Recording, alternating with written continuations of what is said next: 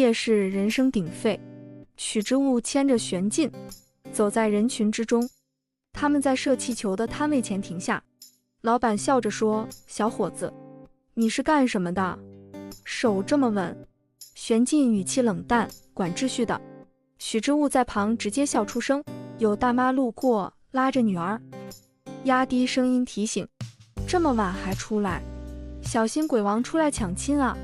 玄镜停下脚步，一本正经地回答：“我已成家，不做这些，名声对我很重要。”谁能想到，这个认真射气球，把名声挂在嘴边的男人，竟然是找了我300年的鬼王。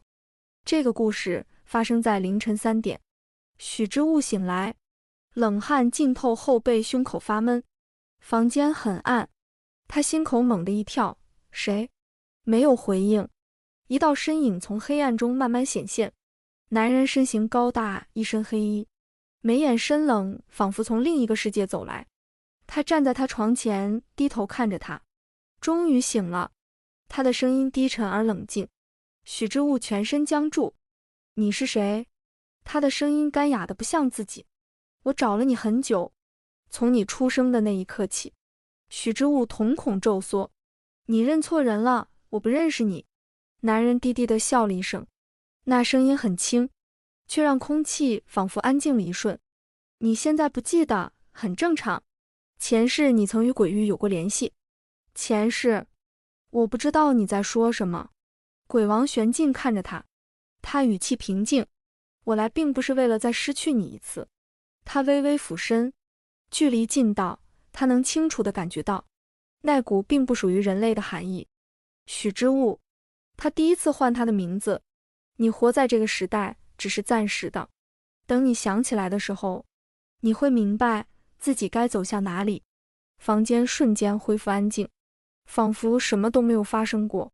许知物出门上班时，天色已亮，城市正在苏醒，街道人群灯光，一切看起来都很正常，可他却莫名觉得空气里似乎多了一丝异样。地铁入口前，他停了一下，玻璃倒影里出了一道影子，那影子站在他身后，微微歪着头，轮廓被拉得模糊而不稳定。他猛地回头，身后只有几个等红灯的上班族，低头划着手机，神情疲惫而专注。他心口一跳，提醒自己不要胡思乱想。可下一秒，他忽然闻到了一股陌生的气息，那种感觉让他后颈的皮肤一阵发紧。好香，声音几乎贴着他的耳边响起。他的脚步瞬间乱了节奏。什么？他低声喃喃。你身上有不属于这里的气息。他的呼吸一滞，是那位留下的痕迹。他低声说道：“你已经被注意到了。”许知物终于明白，因为他曾接触过玄镜。视线忽然一暗，空气仿佛被压低了几分。谁准你们靠近他？声音低沉从他身后传来，熟悉的让他的心脏猛地一锁。我说过别越界。话音落下的瞬间，周围的阴影微微震动，随后迅速散开，世界重新恢复正常，人潮再次流动，仿佛刚才的一切从未发生过。玄镜站在他身旁，那股冷冽的气息与这个世界显得格格不入。他低头看了他一眼，没有责备，只有明显的不悦。我说过别一个人出来。他张了张口，却发现自己的声音在发颤。他们说我身上有你的气息。玄镜的目光瞬间沉了下来，他抬手停在他后颈上方，并未真正触碰，却像是在收回某种无形的联系。那是鬼域留下的印记。他语气平静：我曾与你有所接触，他们自然能够察觉。他心口一紧：那我以后会被注意到。他直接回答。那一刻，他终于清楚地意识到，从昨晚开始，他已经无法再回到原本普通的生活轨迹。玄镜带着他离开了城市，他抬手隔空一收，许知物胸口骤然一紧，整个人不受控制地跪了下去。他呼吸变得急促，指尖发冷，眼前的城市开始变形剥落。像一层虚假的外壳被缓缓揭开。停下！他用尽力气喊出声音。玄烬走到他面前，蹲下身。这是他第一次与他平视。你在人间停留的时间已经结束了。他将他抱起，动作稳定而克制。放我下来！他下意识挣扎。玄烬没有看他。别乱动。他的声音低沉而清晰。现在保持安静对你更安全。这句话让他瞬间不敢再动。下一刻，脚下的感知仿佛消失，寒意顺着四肢蔓延。在睁眼时，天色已完全不同，暗红色的天空低低笼罩着视线，没有日月，只有翻涌的云层，在远处缓慢流动。远处的宫殿静静矗立，轮廓浮在大地之上，像一座沉睡的巨影。空气里弥漫着一种冰冷而陌生的气息。他猛地吸了一口气，却只觉得胸腔一阵发凉。欢迎回来。玄烬站在他身旁，语气平静，却带着一种早已归位的意味。这里是鬼域，也是你曾经停留过的地方。他踉跄着后退了一步。我不属于这里。玄烬侧目看向他，属不属于并不是现在就能判断的事。他低头看着他，声音冷静。我不会再让你独自离开视线。在鬼域的日子里，最让许之武不适应的是这里的饮食。用膳时，他看着桌上的东西，再次陷入沉默。深色的汤水没有明显的气味，灰白的果实静静放在盘中，质地看起来陌生而冷硬。这些是用于维持存在的食物。玄烬语气一如既往的平静。他试着喝了一口汤，下一秒整个人微微一僵，那种味道让他下意识停住。我可以不吃吗？他小声问。玄烬看了他一眼。你现在仍然属于人类的状态。他低下头，又勉强吃了一口，眼眶微微发热。鬼域的夜仿佛没有尽头。许之物跟在玄烬身后，脚步在空旷的地面上，显得格外清晰。这里并不像他想象中的阴冷世界，没有哭声，也没有哀嚎，只有一种近乎严谨的安静秩序。远处的雾气缓缓翻涌，像一条看不见水流的河。他停下脚步。那是什么？玄烬回头看了他一眼。忘川。河岸很宽，雾气在水面上缓慢流动，仿佛被时间刻意放慢。所有进入鬼域的存在都要从这里经过。他看着河面，心里忽然生出一种难以言说的不安。过去之后会怎样？遗忘。他的回答很简单。他一愣，全部不重要的会先消散。他补充了一句，无法放下的会停留在这里。他微微皱眉。那如果不想忘呢？玄烬没有立刻回答，只是抬手示意他继续向前。忘川的对岸忽然亮起一片深红色的光。彼岸花，玄烬说道。他怔住。这么多，只有在鬼域它们才会盛开。那它们代表什么？他问。记得以及不肯遗忘。他的心口微微一紧。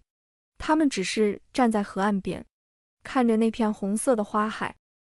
过了很久，他忽然轻声开口。这里好像没有我想象中可怕。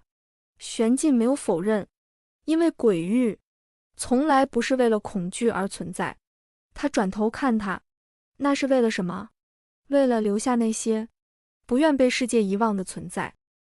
出事是在第3天，他在内城边缘看见一个小小的白影缩在墙角微微发抖。他没有表现出任何攻击性，更像是被忽视。你怎么会在这里？他下意识开口。地面却在这一刻传来异动。脚边的地面忽然裂开，一道不稳定的缝隙迅速扩散。他甚至来不及反应，一道扭曲的影子从裂隙中骤然显现。强烈的冲击让他失去平衡，整个人被掀离原地，重重撞向墙面。玄烬毫无征兆地出现在他面前。他站在那里，背影冷硬而稳固。谁准你靠猎界？声音很低，却冷静得令人无法忽视。他转过身，看见他靠在墙边，脸色苍白，呼吸紊乱。玄静蹲下身，手停在他肩侧，却没有立刻触碰。哪里不是？许之物喉咙发紧，肋骨。他勉强挤出声音。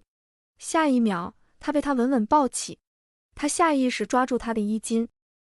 回到王殿时，许之物几乎站立不稳。鬼域的伤，并不只是表面的不适，还会一点点影响人的状态与意识。别睡。他的声音低沉而克制。玄静抬起手，指尖发出光芒，一阵冰冷而强烈的气息顺着感知涌入体内。那不是疼痛，而是一种被重新拉回稳定状态的感觉。意识逐渐清晰，那种即将失控的感觉被迅速压下。他陷入睡意之前，最后感受到的是他仍坐在床边，手依旧扣着他的手腕。那一夜，他第一次没有做梦。许之物康复后，他在殿中找到玄静。你在躲我？他忽然开口。玄静没有回头。我再给你时间。他的声音很低也很稳。他向前走了一步。你一直保持距离，不是因为不在意。玄静的肩背微不可察地绷紧了一瞬。你知道原因？玄静简短回应。许之物当然知道，一旦真正跨过那条界限，被封存的前世记忆便会开始回流，随之而来的是难以承受的冲击与混乱。他一直在等，等他先记起一切，再在清醒之中走向他，而不是在什么都不明白的时候被拉进无法回头的深处。那如果……许之物轻声问。我不想再等了呢。玄静终于转身，那一眼冷得极深，却清楚压着情绪。我不想用这种方式换回你的前世记忆，可我想确认一件事。他说。他走到他面前，距离近到只要再靠一步，就会越过那道他始终守着的界限。我想知道，我是不是真的那么在意你？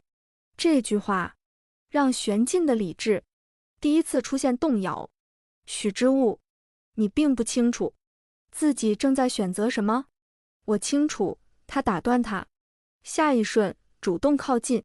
玄静整个人僵在原地，呼吸在极近的距离间交错。一旦开始，你可能会很难承受。我知道。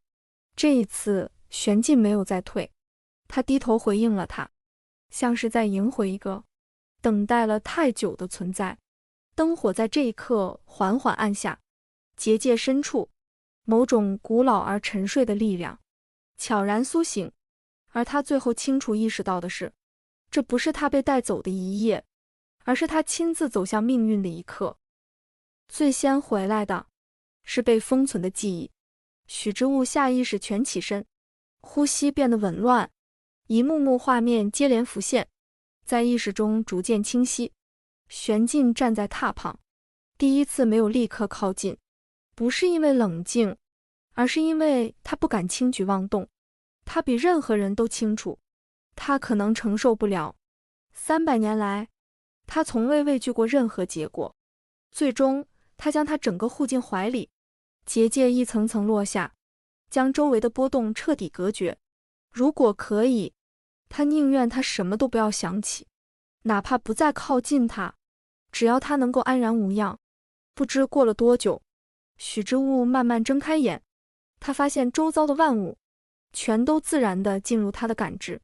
玄静坐在床边，手仍然稳稳扣着他的手腕。玄静，他一开口，连声音都变得不同。玄静猛地抬头，那一瞬间，他第一次没有掩饰情绪，眼底是彻底的紧张。你记起多少？他问。他看了他很久，随后慢慢抬手，轻轻碰上他的脸。他看着他，眼神清醒而坚定。这一次我醒过来了。婚礼定在第7日，鬼王大婚，整个鬼域灯火通明，没有一处昏暗。黑石铺就的长街上，红纹层层延展，鬼火化作灯盏，自王殿一路延伸至边界。所有鬼族低首行礼。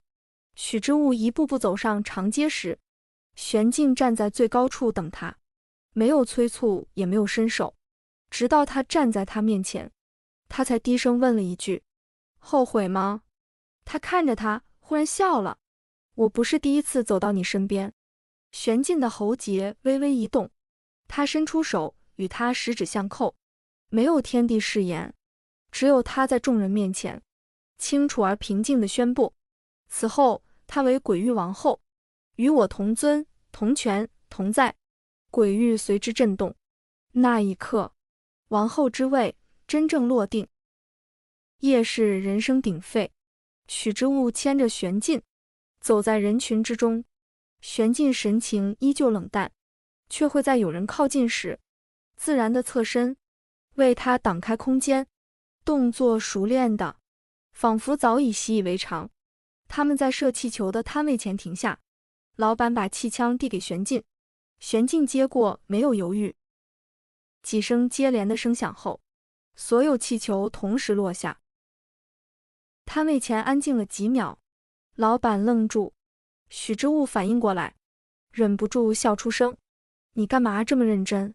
玄镜放下气枪，语气平静：“你站在旁边，我不会失误。”老板这才回神：“小伙子，你是干什么的？